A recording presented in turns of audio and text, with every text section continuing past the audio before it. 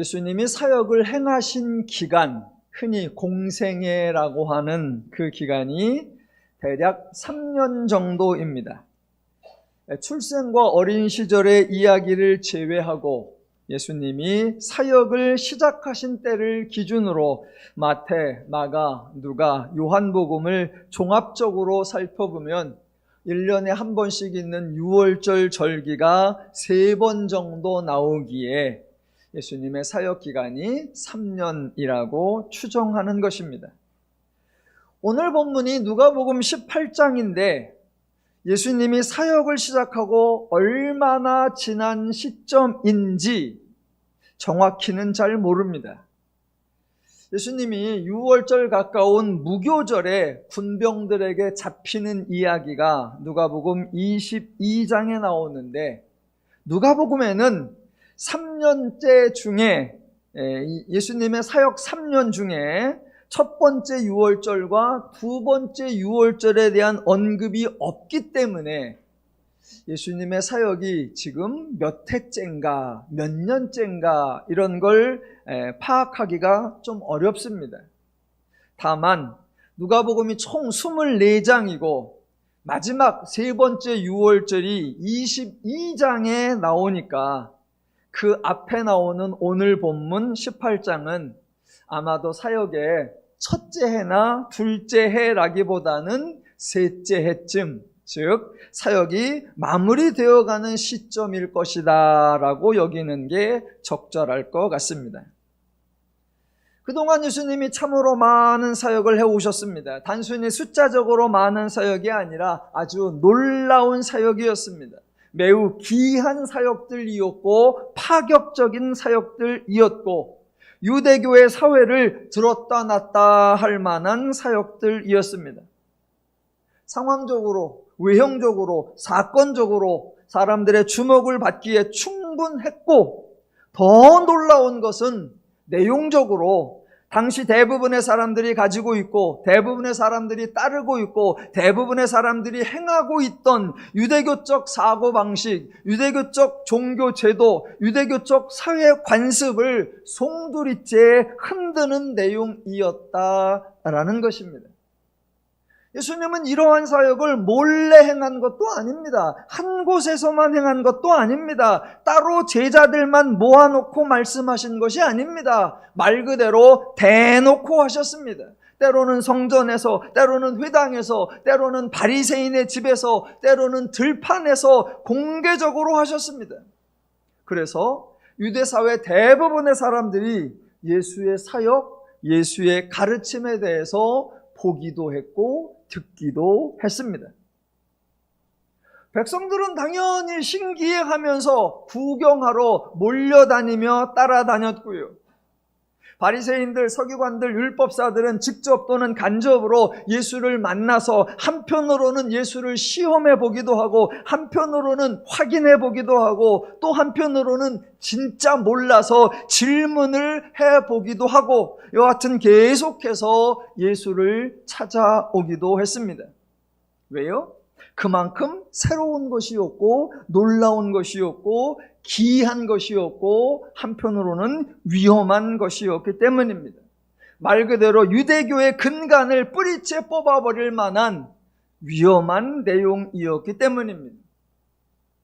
예수님은 대놓고 안식일 규정 어겼고 정결함과 부장함의 규정을 어겼고 의로움과 불의함의 규정을 어겼습니다. 심지어는 사마리아 지역에도 거침없이 드나들었고 죄인들과 어울려 먹고 마시기도 했고 그 말씀하시는 내용이나 가르치시는 내용 또한 유대교와 달라도 너무 달랐습니다. 오죽하면 서기관들과 바리새인들이 예수를 고발할 증거를 찾았다라고도 하고 노기가 가득하여 예수를 어떻게 할까 서로 의논하기도 했다라고 기록되어 있기도 합니다. 이런 기간이 대략 2년 정도가 지속되어 있는 것입니다. 그 2년 동안 어떤 변화가 일어났나요? 상황적인 측면에서는 많은 사람들에게 좋은 변화가 있었습니다. 대표적으로 병자의 경우 치유를 받았고요. 귀신 들린 사람에게서 귀신이 나아갔고요. 배고팠던 사람들 중에서는 오병이어나 칠병이어의 현장에 있었던 사람들이 배불리 먹고 충분히 싸갈 수 있는 그런 혜택도 받았습니다. 대신 내용적인 측면에서는 사람들의 사고와 인식과 가치와 기준과 방식의 측면에서 하나도 달라진 것이 없습니다. 많이 들었고 많이 배웠고 단지 말로만 듣고 배운 것이 아니라 실제로 자신들의 눈앞에서 예수님이 직접 말씀하신 대로 행하시고, 그래서 자신들이 상상도 못한 일들을 보고 듣기도 했습니다. 그래서 자기들 말로 유대교의 권세자들이 가르치는 것과는 다르다라고 말하기도 했었습니다. 그런데 정작 자기들은 하나도 달라지지 않았습니다. 사람들은 예수에게서 아무것도 배우지 않았습니다. 정확하게 말하면 배울 수가 없었습니다. 그래서 오늘 본문에 똑같은 질문이 또 나오는 거예요. 오늘 본문 18절. 어떤 관리가 물어 이르되 선한 선생님이여 내가 무엇을 하여야 영생을 얻으리이까? 입니다. 이게 처음 나오는 게 아니라 이 질문 진즉에 나왔던 질문입니다. 누가복음 10장 25절. 어떤 율법 교사가 일어나 예수를 시험하여 이르되 선생님 내가 무엇을 하여야 영생을 얻으리이까? 였습니다. 예전에 나왔던 질문이에요. 그때는 율법 교사였고 이번에는 관리가 똑같은 질문을 하는 겁니다. 두 사람이 같은 부류에 속해 있습니다. 둘 다 유대교 사회에서 지도자이고 리더이고 선생입니다. 같은 내용을 가르치고 같은 방식으로 행하고 같은 계명을 가지고 같은 기대를 가지고 있습니다. 최소한 1년 전 아니면 2년 전쯤에 율법 교사가 예수께 와서 이런 질문을 했었다라는 겁니다. 율법 교사가 아무도 몰래 혼자 살짝 와서 물어보고 자기가 물어본 얘기에 대해서는 아무 얘기도 하지 않았을까요?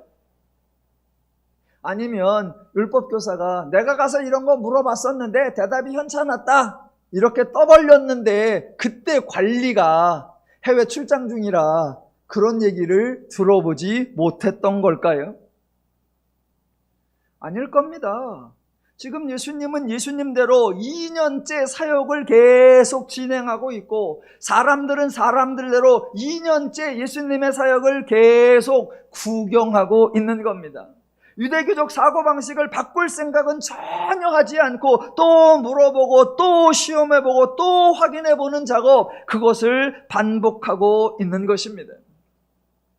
미리 결론부터 말씀드리자면 오늘 질문한 관리도 결국 하나도 배우지 않을 것이고 하나도 바뀌지 않을 것입니다. 여하튼 유대교의 관리가 와서 질문하기를 내가 무엇을 하여야 영생을 얻으리이까? 라고 했습니다. 자, 이제 예수님의 말씀을 보시면 19절. 예수께서 이르시되 내가 어찌하여 나를 선하다 일컫느냐? 하나님 한 분 외에는 선한 이가 없느니라. 내가 계명을 안 하니 간음하지 말라, 살인하지 말라, 도둑질하지 말라, 거짓 증언하지 말라, 내 부모를 공경하라 하였느니라 입니다.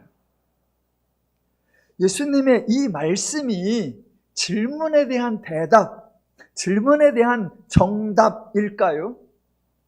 관리가 내가 무엇을 하여야 영생을 얻으리까? 라고 물으니까 예수님께서 계명을 지키라 라고 정답을 말씀하신 거냐 이겁니다. 아니요, 전혀 그렇지 않습니다. 이게 대답이 아닙니다. 이게 정답이 아닙니다. 그 질문에 대한 예수님의 답변이 아닙니다. 그 증거가 뭐냐? 그동안 예수님이 행해오신 사역, 그게 바로 증거입니다. 예수님은 허다한 사역을 하시면서 단 한 번도, 단 한 명에게도 이것을 물으신 적이 없고 이것을 확인하신 적이 없습니다. 병자가 나왔을 때 내가 계명을 알고 있느냐? 613가지 중에 내가 몇 개를 지켰느냐? 613가지는 너무나 많고 대표적으로 10개, 10계명 중에 얼마나 지켰느냐? 10계명도 너무나 많고 내가 조금 전에 언급한 거 5가지 중에 너는 몇 가지나 지켰느냐? 단 한 명에게도, 단 한 번에게도 물으신 적이 없습니다. 묻지도 않고 확인하지도 않고 점검하지도 않고 예수님은 그들을 치유하여 주셨고 그들에게 은혜를 베풀어 주셨습니다. 그러니까 이 순간에 예수님의 이 말씀이 대답인가 아닌가, 정답인가 아닌가, 그거 갖고 고민할 것이 아니라 도리어 이 질문을 한 관리가 얼마나 고리타분한가, 얼마나 고지식한가, 얼마나 꼰대스러운가, 그것을 확인하는 것이 옳습니다. 그동안 예수님이 행하신 사역을 보고 들었으면 자신의 질문이 얼마나 어이없는지 알았어야 한다라는 겁니다. 유대교 자체 내에서 예수를 어떻게 처리해야 할까, 그런 회의를 해야 했을 정도로 예수님의 사역 방식은 유대교와 전혀 달랐습니다. 자기들 기준에 자격이 없는 사람들, 자기들 방식을 전혀 따르지 않은 사람들, 자기들이 가르치는 것을 하나도 행하지 않는 사람들, 그들이 은혜를 받는 것을 보았으면 생각을 했어야 하고 달라졌어야 하고 질문도 바뀌었어야 합니다. 그런데 하나도 달라지지 않았습니다. 성경에 나오지는 않는데 저 여러분이 하나 좀 생각을 해보십시다. 여러분, 이런저런 병에서 치유받은 사람들은 성전에 나가서 제사장을 만나서 자기의 치유받은 몸을 보여주고 너 치유받았다라는 선언을 받아야 했습니다. 그래서 지난주에 보았을 때도 예수님께서 나병 환자 10명에게 제사장에게서 가서 보여라 라고 했고, 그래서 9명은 갔고 1명은 돌아왔다라고 했습니다. 그러니까 예수님에 의하여 병을 고친 사람들, 귀신에게서 노임받은 사람들, 이런 사람들이 성전에 가서 제사장을 찾아갔을 겁니다. 그때 제사장 입장에서, 율법 교사 입장에서 아주 난처했을 겁니다. 누가 제사장님 부르기에 나가봤어요. 나가봤더니 저 인간 맹인이었는데 눈을 뜨고 있습니다. 저 인간 안진뱅이였는데 서 있습니다. 저 인간 중풍병자였는데 일어났습니다. 저 인간 나병이었는데 멀쩡해서 와 있습니다. 그 순간 이 유대교의 제사장들 얼마나 당황했을까요? 너 치유받은 거 아니야 라고 하자니 서 있거든요. 눈을 뜨거든요. 정신없던 애가 정신을 차렸거든요. 분명히 치유받은 건 맞는 것 같은데 어떻게 치유받았냐? 예수라는 사람이 치유했다. 그 바알세불의 힘을 입어서 고친다는 그 작자. 그 순간 이거를 치유받았다고 해야 돼요? 안 해야 돼요? 치유받은 거 아니다라고 하자니 멀쩡해졌고, 그렇다고 치유받았다라고 하자니 그러면 유대교의 모든 틀이 무너집니다. 자기들의 방식을 따르지 않고 자기들의 기준과 다르고 자신들의 제도와 다른, 자기들이 보기에 부정한 사람이라고 하는 그 예수에 의하여 나음을 받았으면 유대교가 아니어도 정결해지는구나, 유대교가 아니어도 의로워지는구나, 유대교가 아니어도 치유를 받는구나, 그러면 유대교가 있을 필요가 없구나. 제사장의 입장들이 아주 난처했을 겁니다. 그래도 예수라는 사람이 어쨌거나 병을 고쳤으니까 고친 걸로 인정을 하자 라는 결론이 나올 수가 없습니다. 왜 그러느냐? 예수에게는 아무런 방법론이 없었기 때문이에요. 우리는 이렇게 해야 한다라고 하면, 반대로 예수는 이렇게 해야 한다라고 하면, 저 방법이 더 좋을 것 같다, 저 절차가 더 유익할 것 같다라고 하면 되는데, 예수는 이렇게 하면 치유를 받는다 말씀하신 적이 없어요. 이것을 행하면 귀신에게서 노임을 받는다 방법을 제안한 적이 없습니다. 만약 예수가 하는 대로 두면 유대교 사회가 곧 큰 혼란이 올 것 같습니다. 자, 예수는 율법을 어긴 사람이나 부정한 사람이나 불의한 사람에게도 어떠한 징계도 내리지 않습니다. 도리어 그런 사람들에게 은혜를 베풀어주고 도와줍니다. 또 예수는 율법을 준행한 사람, 정결한 사람, 의로운 사람에게도 어떠한 상도 내리지 않습니다. 예수의 방식을 따르자고 하자니 어떻게 하라라는 것도 없고, 저대로 두면 도대체 이 사회가 어떻게 될 건가? 아니, 하나님이 율법을 어긴 자에게 징계도 내리지 않는다 그러면 도대체 누가 율법을 지킬 것이며, 율법을 잘 지킨 자에게 상도 주지 않는다 그러면 율법이 무슨 의미가 있는가? 그러면 이 사회가 어떻게 유지가 되겠는가? 유대교가 가진 고민이에요. 여러분, 이런 고민 많이 들어보셨잖아요. 오늘날 교회에서도, 오늘날 목사님들도 똑같은 거잖아요. 하나님이 교회 일을 설렁설렁하고 신앙생활 대충 해도 하나님이 징계를 내리지 않는다라고 광 목사처럼 말하면 누가 교회를 잘 나오겠느냐? 교회 일에 충성하고 목사님을 잘 섬겨도 상 받는 게 아니다 그러면 누가 목사 말을 듣겠느냐? 목사님들 고민이 그거거든요. 참 어이없는 고민입니다. 자, 관리가 와서 내가 무엇을 하여야 영생을 얻으리까? 라고 질문했을 때 예수님께서 네가 계명을 안 하니? 라고 계명을 언급하신 거, 그거는 정답이 아닙니다. 이렇게 하면 된다라는 말씀이 아닙니다. 그 말씀을 하신 이유는 사실은 이런 뜻이에요. 무엇을 하여야 영생을 얻느냐고? 아니, 너희가 주장하는 거 있잖아. 너희가 가르치는 거 있잖아. 너희가 행하는 거 있잖아. 너희가 그동안 율법 가르쳤잖아. 그거 지켜야 된다고 말했잖아. 왜 나한테 물어? 그런 의미입니다. 예수님이 조금 더 비아냥거린다는 그런 틀로 말한다면 이런 의미까지 내포가 되어 있는 겁니다. 아니 너희들 율법을 지키고 계명을 지켜야 된다고 그렇게 말하면서도 사실은 너희들도 정확히 모르는 거 아니야? 말은 하고 가르치기도 하고 행하기도 하는데 스스로 확신이 없니? 그런 의미예요.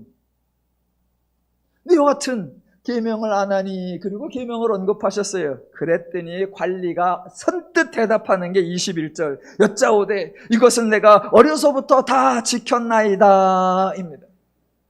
예, 이 말은 사실이, 유대교 지도자들은 실제로 어려서부터 율법 준수를 철저하게 했습니다. 거의 격리 생활에 가까울 정도로, 또는 금욕 생활이라고 표현해도 과하지 않을 정도로 계명을 열심히 잘 준수했습니다. 제가 그 자리에 있었다면 이 관리에게 한마디 물어보고 싶은 게 있습니다. 아니, 관리님, 계명에 대하여 내가 어려서부터 다 지켰나이다 라고 하실 정도인데, 그래서요?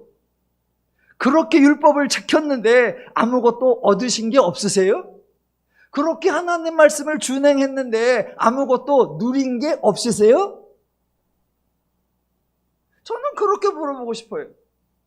하나님이 주신 계명이 인간이 준행할 때 서로 평안하고 즐겁고 행복한 삶을 누리게 하는 안내요, 지침서요, 가이드입니다. 그렇다면 율법을, 계명을 준행하여 살았다면 다 지켰으니까 상 주세요 라고 말할 것이 아니라, 제가 계명을 따라 살아보니까요, 너무 좋더라고요. 율법을 준행하면서 살아서요 너무나 행복했습니다. 하나님 말씀에 순종하면서 살으니까 너무 신나고 너무 즐겁고 너무 자유롭고 너무 행복했었습니다 라고 했어야지요. 아멘 안 하세요?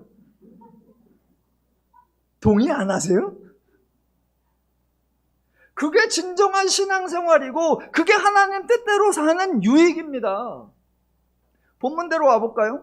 본문에 계명이 나왔었죠. 간음하지 말라, 살인하지 말라, 도둑질하지 말라, 거짓 증언하지 말라, 네 부모를 공경하라 인데 이거 준행했으니까 간음하지 않은 것이고 살인하지 않은 것이고 도둑질하지 않은 것이고 거짓 증언하지 않은 것이고 부모를 공경한 겁니다. 여러분 이 정도 했으면 이웃 사람들에게 대단한 존경을 받고 신뢰를 받았어야 합니다. 주변 사람들이 이 사람을 너무너무 좋아했어야 합니다. 그래서 서로 배려하고 이해하고 진실을 나누고 상담도 하고 마음 편하게 교제하며 즐겁고 신나게 행복하게 살았어야 합니다. 그래서 말씀을 지키며 살으니까 너무 좋았어요 라고 고백이 나왔어야 하는데 이 사람은 그런 고백이 없습니다. 없어요. 하나님의 율법을, 하나님의 계명을 준행한다고 하여 별도로 주는 상이 없고요. 하나님의 계명, 하나님의 율법을 어긴다고 해서 별도로 받는 징계 없습니다. 율법을 지키는 삶 그 자체가 즐겁고 신나고 평안한 거예요. 그런데 이 사람은, 이 관리는 율법을 준행했다고 하면서 그 하나님 뜻을 따르며 사는 삶에서 오는 평안과 행복이 전혀 없었습니다. 그저 율법을 준행하기 위하여 애를 썼을 뿐 누림이 없었습니다. 이게 가장 불행한 종교 생활입니다. 이 사람이 다 지켰다고 하니까 예수님이 이어지는 말씀이 22절. 예수께서 이 말씀을 들으시고 이르시되 내게 아직도 한 가지 부족한 것이 있으니 내게 있는 것을 다 팔아 가난한 자들에게 나눠주라. 그리하면 하늘에서 내게 보화가 있으리라. 그리고 와서 나를 따르라 하시니입니다. 엄밀하게 따지면요, 예수님의 이 말씀은 사실 조금 과장이에요. 왜냐하면 율법에는 이런 조항이 없어요. 하나님의 계명에는 내 소유를 다 팔아 가난한 자에게 주라 이런 말씀을 하신 적이 없어요. 예수님이 거짓말을 했다는 의미가 아닙니다. 지금 이 대화가 관리가 몰라서 질문하니까 예수님께서 정답을 알려주는 그런 대화가 아니다라는 겁니다. 사실 이런 대화는 애초에 성립되지 않는 대화입니다. 관리가 와서 애초에 없는 내용, 하나님이 단 한 번도 제시하지 않은 내용, 그저 자신들이 정하고 자신들이 행하는 자신들만의 방식을 가지고 와서 예수님에게 질문을 합니다. 예수님으로서는 해줄 말이 없어요. 그런데 어쨌거나 질문을 하니까 예수님께서 툭 던진 한 말씀이 뭐냐? 계명을 안 하니 계명을 지키라 그랬단 말입니다. 그랬더니 이 관리가 또 예수님이 하신 말씀을 진정한 대답인 줄 알고 착각을 해서 얼씨구나 좋아서 한다는 말이 그렇죠. 율법을 지켜야 되는 거죠. 그거요 제가 어려서부터 다 지켰나이다. 아이고 예수님이 하도 어이가 없어서 속으로 하시는 말씀, 그렇게 지켰으면 즐겁게 살았어야지 왜 나한테 와서 물어? 그러면서 그 관리의 생각, 그 관리의 기준과 원리와 방식과 절차가 너희들이 알고 있는 게 다 엉터리야 라는 걸 지적해 주기 위해서 한 번 또 툭 던지는 말씀, 그게 뭐냐? 내게 있는 것을 다 팔아 가난한 자들에게 나누어 주어라 입니다. 아주 예리한 지적이에요. 이게 무슨 말씀이냐면 사실 풀어서 설명하면 이거예요. 뭐라고? 네가 율법을 다 지켰다고? 아니 그렇게 율법을 다 지켰는데 아무 행복이 없었어? 그래 놓고는 대신 나중에 큰 상 받기를 기대하고 있지. 그래서 나한테 큰 상 받는 방법을 묻고 있는 거지. 그렇다면 아예 지금 있는 것을 다 팔아서 가난한 자들에게 줘버려. 아주 크게 이웃사랑을 하면, 너희 방식대로라면 하늘에서 네게 큰 보화가 있을 거잖아. 네가 바라는 게 큰 상이잖아. 그러니까 이번에 큰 상 받을 만하게 한번 크게 쏴. 지금 그렇게 말씀하시는 거예요. 지금 예수님은 실제로 그렇게 하라는 말씀 아니고요. 실제로 그렇게 하면 실제로 하늘에서 큰 보화가 있다 아니에요. 그런 말씀이 아니라, 너희들 방식대로라고 하면, 너희들 습관대로라고 하면, 너희들 논리대로라고 하면 내가 하는 말이 맞잖아. 너희들 방식대로라고 하면 그렇게 하는 게 맞잖아. 이 말씀이에요. 이때 관리가 좀 냉철한 이성을 찾고 예수님의 말씀을 잘 듣고 따졌어야 됩니다. 저기요 선생님, 제가 듣고 보니까 지금 선생님이 말씀하신 그런 조항은 없던데요? 제가 어려서부터 율법은 싹 외웠고요. 제가 어려서부터 율법은 다 지켰는데 율법을 아무리 뒤져봐도 네가 가진 것을 다 팔아 가난한 자들에게 나눠주라, 그런 조항 없던데요? 라고 말했어야 합니다. 그런데 이 사람은 그런 조항이 있느냐 없느냐, 그게 중요한 게 아니라 내가 큰 상을 받고 내가 구원을 받고 내가 영생을 받고 싶은데 어떻게 해야 되나, 거기에만 몰두하니까 예수님께서 네 소유를 팔아 가난한 자들에게 나눠주라, 그게 또 방법인 줄 알고 저렇게 하면 큰 상을 받는 건가 고민을 하는데, 재산이 많아 심히 걱정하더라 이거예요. 저는 이런 근심을 해본 적이 없어요. 여러분, 저에게 만약 예수님이 와서 팔아라 그러면 얼른 팔아. 팔 것도 없어. 재산 많으면 고민이요. 이 사람의 반응 23절, 그 사람이 큰 부자이므로 이 말씀을 듣고 심히 근심하더라 입니다. 재밌습니다. 이게 정작 율법을 준행할 때는 아무 즐거움도 없었고, 질문을 하기에 하늘에서 큰 상 받는 방법을 알려주었더니 재물이 사라질까봐 근심합니다. 이게 그동안 이 사람이 율법을 대하던 자세요, 율법을 대하던 태도입니다. 자, 이 사람이 앞에서 뭐라고 했느냐? 계명들에 대하여 내가 어려서부터 다 지켰나이다 입니다. 저는 인정해요. 다 지켰을 거예요. 그런데 율법을 어떻게 다 지켰을까? 제가 한번 설명을 해볼게요. 아마 이렇게 했을 거예요. 자, 이 사람이 험한 말로 다른 사람에게 심한 상처를 주어서 상대방이 낙심하고 좌절하여 자살한 적이 있습니다. 그래도 이 사람은 살인하지 말라라는 계명을 지킨 것입니다. 왜냐하면 직접 죽이지 않았기 때문입니다. 어떤 사람이 다른 사람에게 사기를 쳐서 큰 손해를 입히는 것을 목격하고 알고 있었습니다. 그런데 그 사기를 친 사람이 자기가 아는 사람이라 그것이 사기다라는 말을 하지 않았습니다. 그래도 이 사람은 거짓 증거하지 말라라는 계명을 잘 지킨 것입니다. 왜냐하면 아무 말을 안 했을 뿐이지 거짓말을 하지는 않았기 때문입니다. 이 사람이 부자였고 이 사람이 포도원이 크니까 그 포도원에 많은 일꾼들이 있는데 이런저런 핑계로 품삯을 주지 않았습니다. 그래도 이 사람은 도둑질하지 말라라는 계명은 잘 지킨 겁니다. 왜냐하면 다른 사람의 집이나 주머니에서 돈이나 물건을 훔치지는 않았기 때문입니다.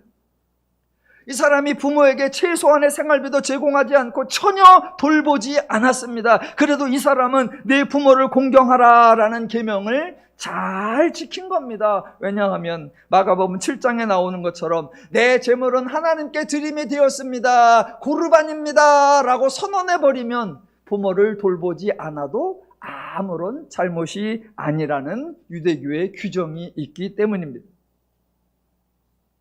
제가 좀 과장된 방식으로 예를 들어 보았습니다. 그런데 이 사람은 실제로 어렸을 때부터 계명을 다 지켰어요. 그런데 그 계명 지킴으로 인한 즐거움도 없었고 행복도 없었고 기쁨도 없었습니다. 타락한 종교, 왜곡된 종교, 변질된 종교의 전형적인 모습입니다. 자, 계속 가보겠습니다. 성경을 읽는 분들이 주로 성경의 내용에 대해서 질문을 하거나 비난을 하기도 합니다. 그래서 내일부터 진행되는 성경의 초점에서 성경의 내용을 제가 여하튼 풀어드리려고 애를 쓸 텐데, 어떨 때는 내용에 관한 것보다 성경의 표현 때문에 논쟁이 되고 조롱을 받기도 하는 경우도 있습니다. 그 대표적인 사례 중에 하나가 24절입니다. 24절. 예수께서 그를 보시고 이르시되 재물이 있는 자는 하나님 나라에 들어가기가 얼마나 어려운지 낙타가 바늘귀로 들어가는 것이 부자가 하나님의 나라에 들어가는 것보다 쉬우니라 하시니입니다.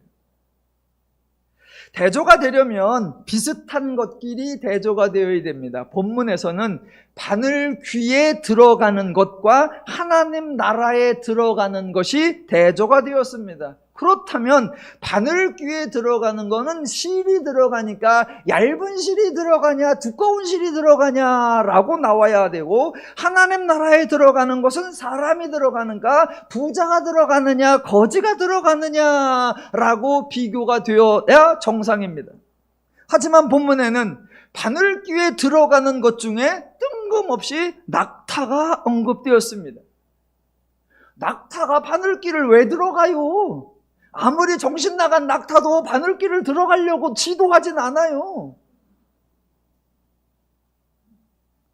그러니까 혹자들이 성경을 읽으면서 야, 성경은 뭔 낙타하고 바늘귀하고 말도 안 되는 것을 연결시켰느냐, 본문이 엉터리다 라고 비난을 하고 조롱을 하기도 합니다. 예, 맞는 지적이에요. 바늘귀와 낙타는 전혀 상관이 없다고 보는 거, 예, 맞습니다. 대신 예수님께서 맞지도 않는 엉터리 얘기를 하실 리는 없지요. 그래서 학자들이 이 표현의 어색함을 풀어보기 위해서 여러 가지 해석을 만들어냈는데, 두 가지 해석이 있습니다. 하나는 낙타라고 쓰인 단어가 사실은 밧줄이라는 단어라는 겁니다. 본문이 헬라어로 기록되어 있는데 헬라어의 낙타라는 단어와 헬라어의 밧줄이라는 단어가 발음이 비슷합니다. 그래서 옮겨 적는 사람이나 듣고 기록하는 사람이 혼동을 했다라는 겁니다. 우리나라식으로 하면 이런 거죠. 아, 바닷가 폭우를 보러 가는데 폭우가 쏟아지네. 예, 알아들어 주셔서 감사합니다. 예, 폭우를 보러 가는데 폭우가 쏟아지네. 말이 비슷해서 혼동했다는 거예요. 그래서 바늘귀에 실이 들어가는 거하고 밧줄이 들어가는 건데, 이 밧줄이라는 단어를 낙타라는 단어하고 비슷해서 필기상에 오류가 났다, 이런 거고요. 또 하나는 아니, 낙타가 맞아. 그런데 여기 나오는 바늘귀는 말 그대로 바늘의 눈구멍이 아니고, 여기 나오는 바늘귀는 낙타가 들어가고 나오는 성의 문 이름이다라는 거예요. 성곽이 있으면 동서남북에 문이 있고 큰 문이 있고 작은 문이 있는데, 그 중에 하나가 아주 작은 문이 있어서 거기는 사람도 들어가려면 짐을 다 내려놓고 허리를 숙이고 기어가듯 겨우 들어가는 문, 하도 작고 낮아서 별명이 바늘귀 문이. 거기에 사람도 들어가기가 힘든데 낙타는 아무리 거기를 낮추고 들어가도 등어리에 볼록볼록 나온 게 있어서 들어가기가 힘들어, 그 얘기다. 예, 일리가 있습니다. 일리가 있어요. 낙타를 밧줄로 이해하든 바늘귀를 성문으로 이해하든 어쨌거나 이 말씀의 핵심은 들어가기가 힘들다라는 겁니다. 부자가 또는 재물이 있는 자가 어려서부터 계명이란 계명을 다 지킨 사람일지라도 하나님 나라에 들어가기가 힘들다라는 겁니다. 예수님의 이 말씀이 진심으로 하는 건지 아니면 관리를 가르치기 위해서 하시는 말씀인지는 잠시 후에 확인해 드리고요.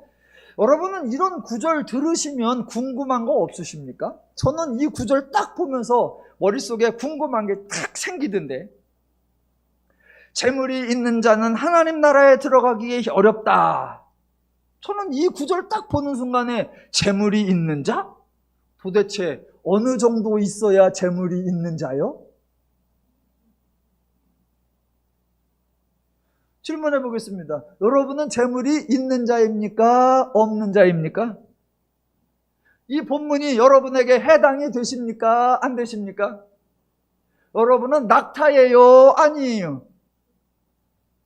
만약 이 말씀이 하나님 나라에 들어가는 자격이나 조건으로 제시된다면 기준이 정확해야 합니다. 누가 봐도 타당성이 있어야 하고 객관적으로 공정성을 의심받으면 안 됩니다. 그저 막연하게 재물이 있는 자라고 하면 안 되죠. 정확하게 표현을 해야죠. 재물이 있는 자, 부동산이라고 하면 몇 평 이상, 그것도 대지는 몇 평, 전답은 몇 평 구분해서 딱 해야 되고요. 집이다 그러면 몇 평 이상의 집이 몇 채 딱 정확하게 얘기를 해야죠.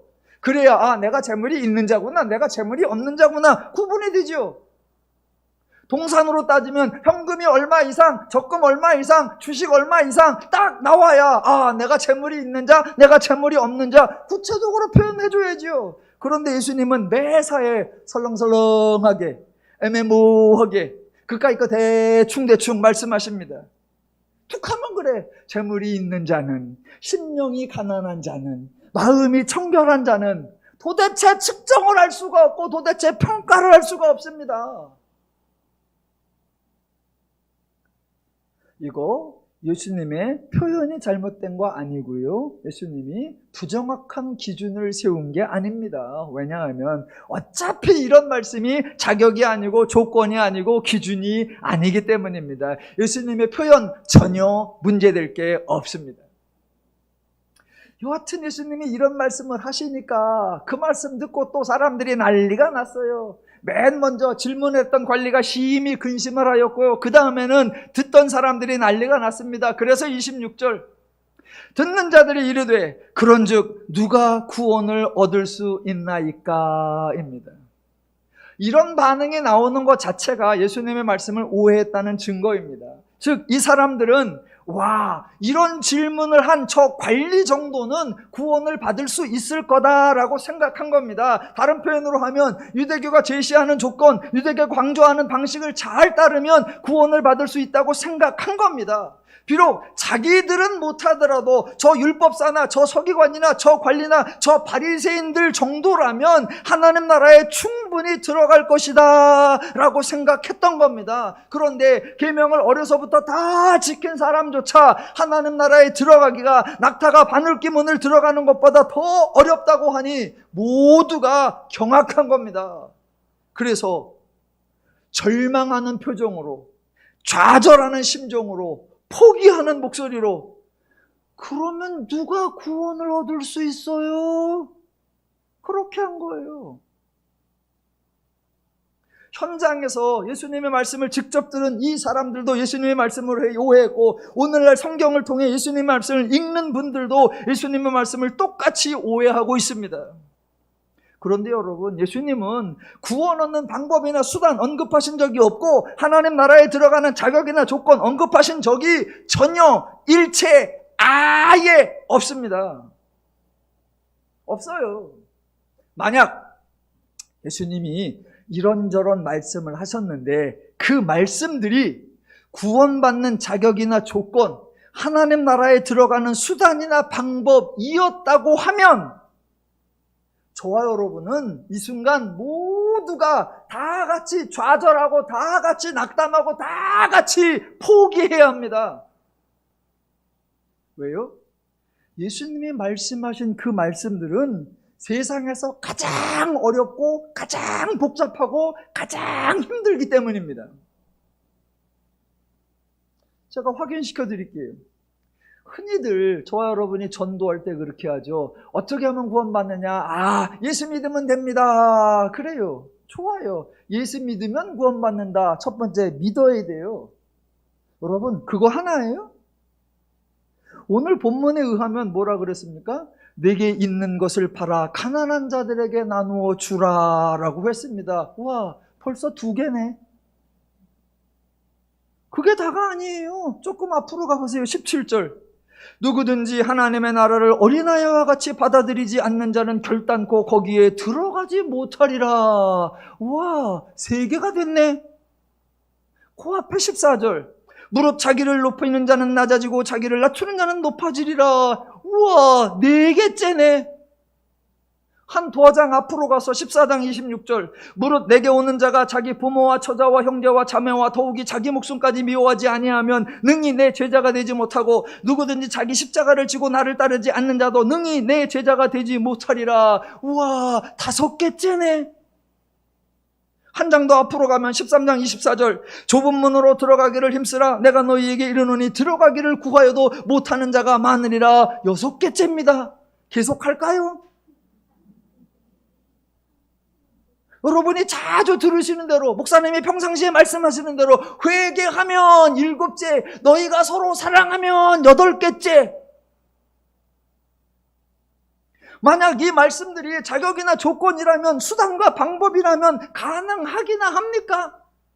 제가 지금 한 8개를 말했는데 8개 중에 하나만이라도 하면 된다는 거예요? 8개를 다 해야 된다는 거예요? 우와, 1개든 8개든 이 말을 듣는 순간 이게 만약 하나님 나라에 들어가는 자격과 조건이라면 저는 제 입에서 저절로 탄식이 나옵니다. 그러면 누가 구원을 얻을 수 있을까? 이게 만약 구원받는 조건이고 하나님 들어가는 자격이라고 하면 여러분 포기하시고 그냥 유대교를 하십시오. 유대교가 훨수요. 유대교가 훨씬 편해. 그저 다이어트 하는 셈 치고 일주일에 2번씩 금식하시면 되고요. 아침, 점심, 저녁에 밥 먹을 때 약 먹듯이 기도하시면 돼요. 일주일에 한 번 교회 어디 회당 나가시면 되고. 그게 세상 편하지. 아니, 크느라고 애썼는데 어린이가 되래. 미쳤어?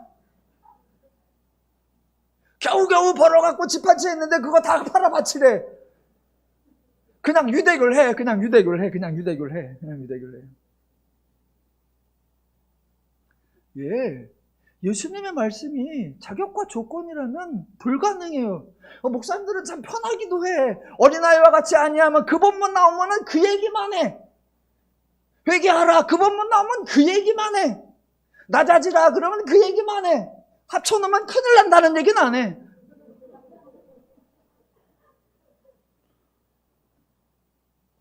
예. 예수님이 다양한 표현을 하셨어요. 그 중에 단 한 가지도 자격이나 조건, 수단이나 방법으로 언급하지 않으셨습니다. 그래서 기독교에는 이렇게 하면 구원받는다, 이런 표현이 존재할 수 없습니다.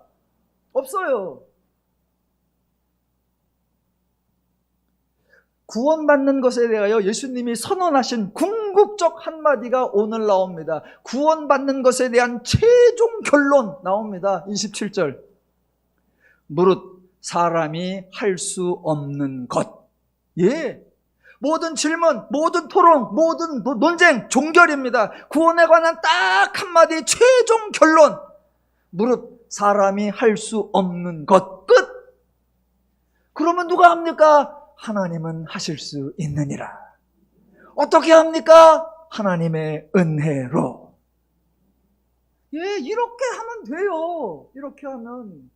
자꾸 이거 하면 하늘에서 상급이 크고 이거 하면 구원받고 저거 하면 영생 얻고 딴소리 하지 말란 말이에요. 구원에 관한 거 인간이 할 수 없는 것 예수님이 선언했어요.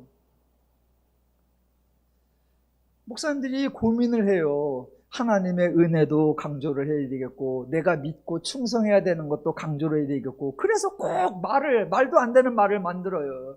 예, 기독교는요 인간의 행위로 구원받는 게 아니라 하나님의 은혜로 구원받는 겁니다. 하나님이 99.9999999% 은혜를 주시는 겁니다. 그럼 인간은 뭐 하느냐? 딱 한 가지 0.000000001% 믿는 거예요. 왜 어렵게 해? 그냥 쉽게 해요. 구원, 무릇 사람이 할 수 없는 것. 그래서 하나님이 구원하셔서 은혜로 선물로 제공해 주시는 것. 할렐루야. 예. 이렇게 말씀을 하시니까 요 순간에 가장 또 교활한 인간이 순간 포착해서 또 교활하게 써먹는 인간이 하나 나와요. 그 이름하여 베드로. 예, 그가 하는 말 들어보실까요? 28절. 베드로가 여짜오되 보옵소서 우리가 우리의 것을 다 버리고 주를 따랐나이다. 여러분, 이거는 재치 있는 말이 아니라 간교한 말이에요. 자기가 관리보다 낫다는 주장이고 자기들은 하나님 나라에 들어갈 수 있지 않느냐 어필하는 겁니다. 예수님 말씀 중에 자기에게 필요한 말만 딱 골라서 자기에게 유익하게만 딱 적용합니다. 예, 오늘날 설교를 왜곡시키는 목사들의 원조 베드로. 눈치 하나는 백단인데 아주 영악해. 딱 들어보니까 예수님이 그놈 속을 다 아셨어요. 그래서 예수님이 기가 막히게 받아치십니다. 베드로보다 몇 수 위에요. 그게 28절. 이르시되 내가 진실로 너희에게 이르노니 하나님 나라를 위하여 집이나 아내나 형제나 부모나 자녀를 버린 자는 현세에 여러 배를 받고 내세에 영생을 받지 못할 자가 없느니라 하시니라 입니다. 자, 베드로하고 예수님이 주고받은 대화를 제가 세 가지만 지적해 볼 거예요. 첫 번째, 베드로가 뭐라고 했느냐? 우리의 것을 다 버리고 라고 했는데 사실 버린 게 별로 없어요. 예수님이 베드로를 처음 찾아가서 나를 따라오라 라고 할 때 베드로가 배를 버려두고 따랐다. 그건 맞아요. 왜 따랐냐? 어차피 고기를 못 잡던 애요. 말씀드렸잖아요. 성경에 베드로가 고기 잡는 얘기가 2번 나오는데 밤새 한 마리도 못 잡아. 어떻게 그렇게 못해, 어부짓을. 그 어부로는 못 먹고 살아. 그러니까 날 따라와라. 그러니까 얼른 따라간 거예요. 버리긴 뭘 버려. 예, 그저 쓰도 못하는 배를 버린 거 그건 맞아요. 집을 버려? 부모를 버려? 없습니다, 그런 적.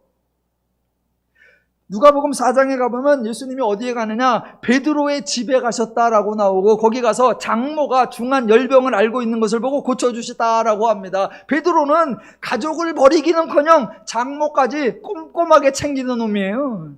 버리긴 뭘 버려. 두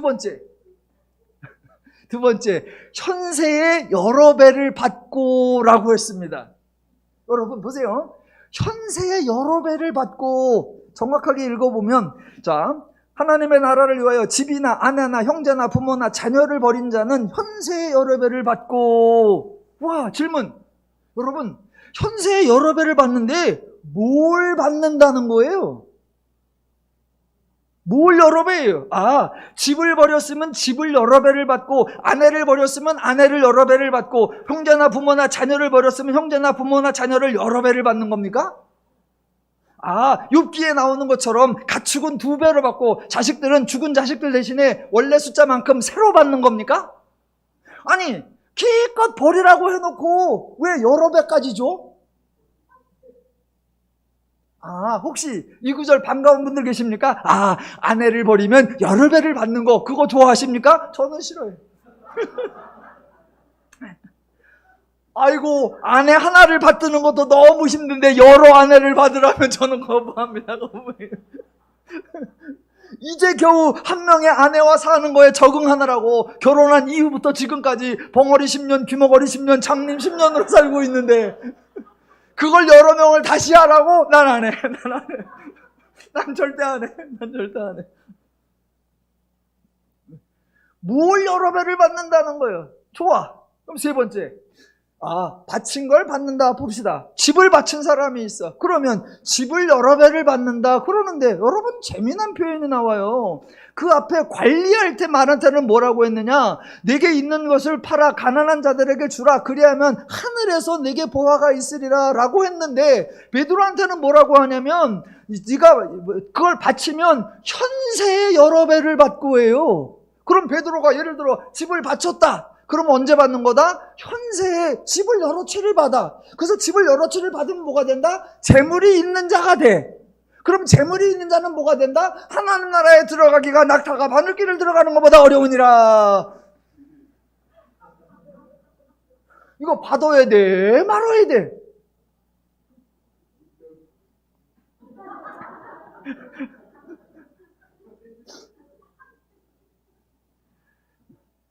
목사님은 마음이 삐뚤어졌어요.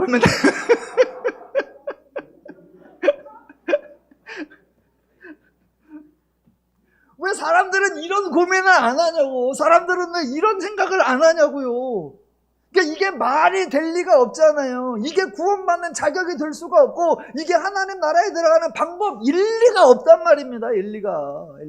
애초에.